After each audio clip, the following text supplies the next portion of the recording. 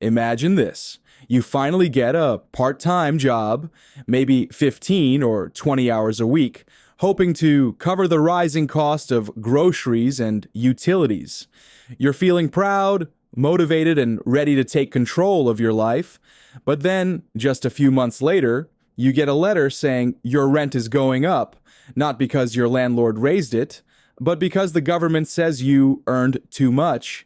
That's the reality millions of people on SSI and SSDI face under the Housing Choice Voucher program, or HCV, where earning just a little more can make your rent skyrocket. One of our loyal viewers recently left a heartfelt comment saying, "Some people have HCV housing vouchers, but any income earned raises the rent. So it defeats the purpose of working if you're on SSI or SSDI, and they are absolutely right." This single comment captures one of the most painful contradictions in our social support system.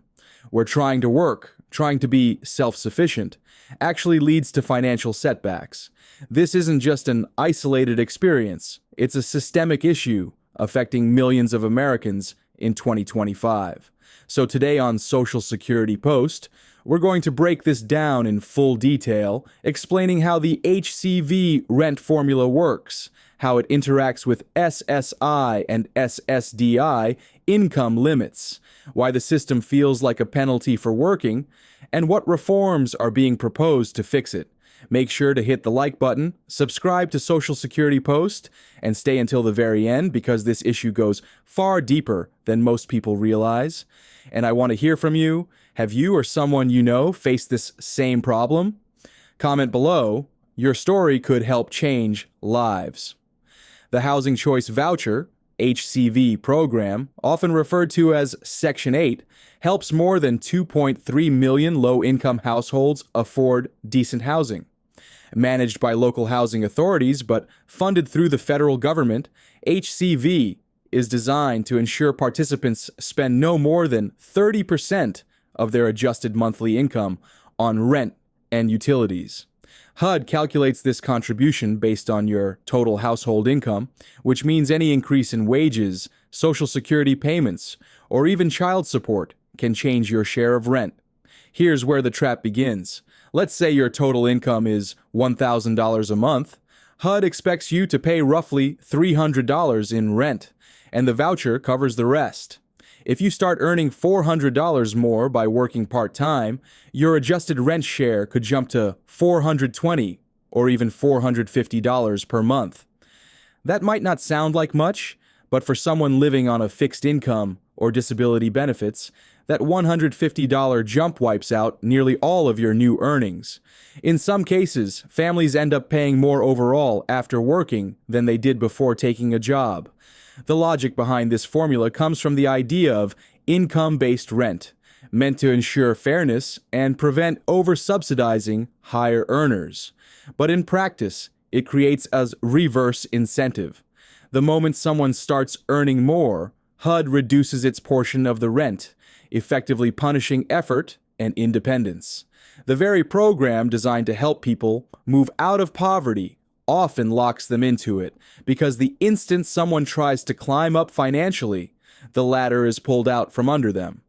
SSI and SSDI programs also have strict income rules that clash with the HCV structure. Under current Social Security rules, SSI recipients can only have a small amount of income before their benefits begin to shrink. The first $20 of unearned income and the first $65 of earned income are ignored.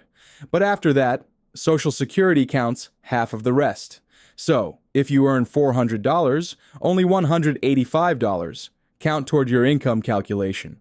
But that still reduces your SSI check by roughly $92. It's a complicated formula that leaves most recipients confused and financially squeezed. Now combine that with your HCV rent adjustment. The same $400 that triggered a $92 reduction in SSI could also raise your rent by another $100 to $150 per month. That means a worker earning just $400 more could lose nearly $250 in combined rent and benefit deductions.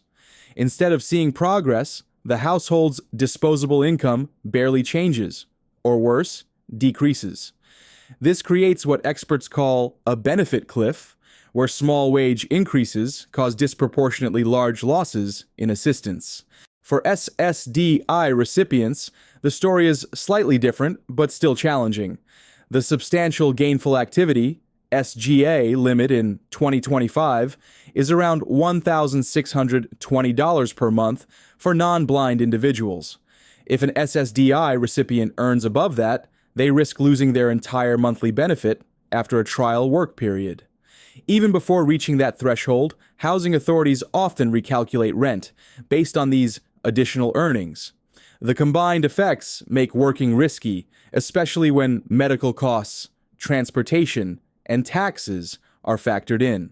It's no wonder many people on SSI or SSDI feel trapped between the fear of losing benefits and the need to survive.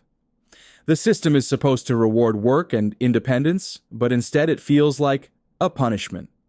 When both Social Security and HUD link benefits to income in such strict ways, people lose more than they gain from employment. Earning even a few hundred extra dollars can reduce benefits, increase rent, and push people into higher out-of-pocket costs for healthcare or utilities. It's what economists call the poverty trap. Once you're inside it, getting out becomes almost impossible without losing critical safety nets. Research shows that this problem isn't rare. According to HUD's 2024 annual housing report, 46% of voucher-assisted households include at least one person with a disability, and 65% have extremely low incomes, typically less than 30% of their area's median income. For these households, even a minor income change can destabilize their housing situation. This is why many people say they feel punished for trying to work. The rules were created decades ago, when costs were lower and wages were more stable, but they haven't adapted to today's economy or inflation. This outdated system creates emotional and psychological stress as well. Many recipients describe feeling anxious about reporting income increases, fearing immediate rent hikes or benefit cuts. Some even decline job opportunities or extra shifts just to maintain stability. Instead of celebrating progress, these individuals are forced to choose between dignity and survival. It's not a lack of motivation, it's a lack of realistic policy design that allows people to transition smoothly from assistance to independence. HUD oversees the national framework for the Housing Choice Voucher program, but local housing authorities manage the day-to-day operations, including income reviews, rent calculations, and compliance checks. Rent is usually recalculated annually, but if a participant reports an increase in income, the housing authority can immediately update their contribution amount. That's where people often get caught off guard. A small raise or new part-time job can lead to an instant rent increase, long before their next annual review. Some local authorities do offer temporary protections called earned income disregards. These allow recipients to exclude part of their new income for a limited time, often 12 months, to encourage employment. However, this policy is inconsistently applied across the country. Some cities like New York and Chicago offer broader protections, while smaller housing authorities in rural areas often lack the resources or administrative flexibility to grant them. As a result, thousands of people lose critical financial ground simply based on where they live. In 2025, HUD acknowledged that this system creates barriers for people with disabilities and low-income workers.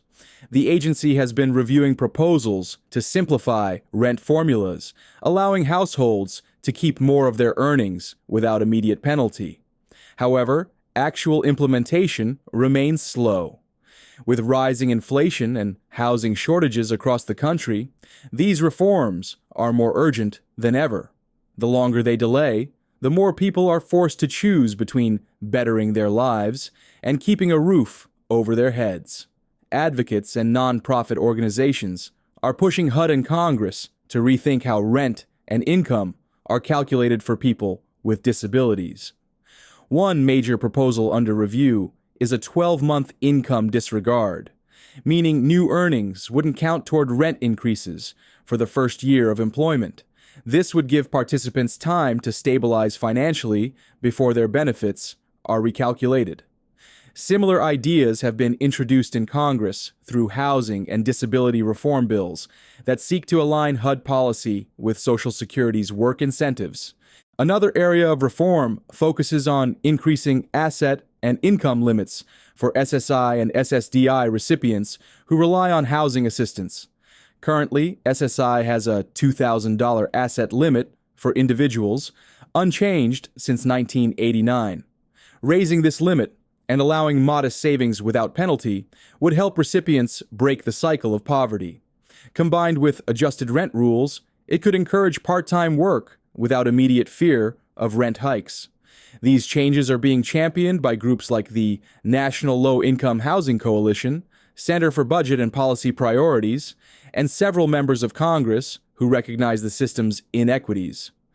As of late 2025, HUD has confirmed that pilot programs are being tested in select states, exploring ways to calculate rent based on longer-term income averages rather than immediate month-to-month changes. If these pilots succeed, millions of SSI and SSDI recipients could finally see policies that reward effort instead of punishing it. The goal isn't to remove accountability, it's to create fairness, stability, and a pathway out of government dependency. If your rent suddenly went up after reporting new income, you're not alone. And there are steps you can take. First, request a hardship recalculation from your local housing authority. HUD policy allows participants to request rent adjustments if higher income is offset by new expenses like medical costs, transportation, or dependent care. You can also ask if your housing authority offers the Earned Income Disregard or other temporary exemptions. These programs are not always advertised but can make a big difference. Next, make sure to document everything. Keep pay stubs, letters from your employer, and notices from your housing authority or Social Security office. This documentation helps if you need to file an appeal or request a fair hearing. Many tenants don't realize they have the right to contest rent adjustments or request administrative reviews. Legal aid offices and nonprofit housing counselors can also assist you at no cost. Remember, reporting income honestly is important, but understanding your rights can protect you from unfair financial strain. Finally, get involved. Contact your local representatives, senators, or disability rights advocates to share your story. The more voices lawmakers hear, the faster these outdated rules can change. Every comment, email, or petition adds pressure for reform. If we want a system that rewards effort and encourages independence, then every person affected needs to be part of that conversation. So, to our subscriber who raised this important point, you are absolutely right. The way the Housing Choice Voucher system interacts with SSI and SSDI income rules does defeat the purpose of working. Rent goes up, benefits go down, and the people trying hardest to move forward often end up stuck in the same place. It's a cycle that needs to be fixed, not ignored.